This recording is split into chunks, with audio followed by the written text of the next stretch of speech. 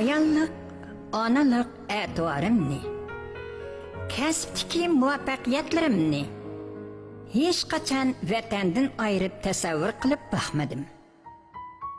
Chunki dunyo dard alamlariga, dil poyonlariga quloq selib ko'rdim.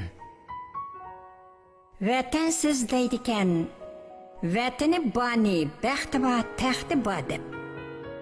Musafir deydikan, vatan to'pisi hammadan aziz deb.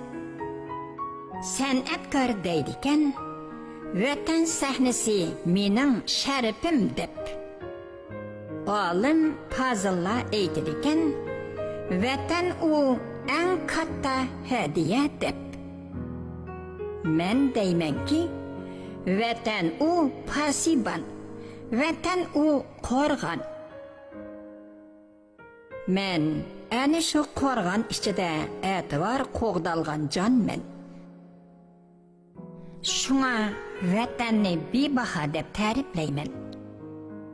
Vatanni deb jon tasadduq qilgan, qon to'kkanlarni botur deyman.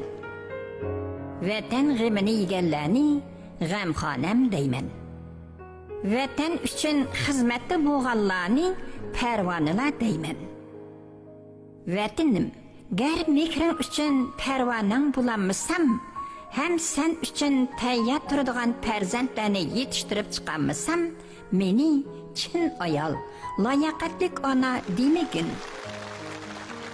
Vatandek e'tibor bo'lmas, vatandek bebaho bo'lmas.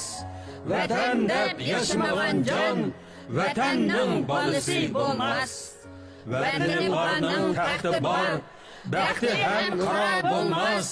Vatan jannat, vatan qo'rg'on, uning siz iftixor bo'lmas.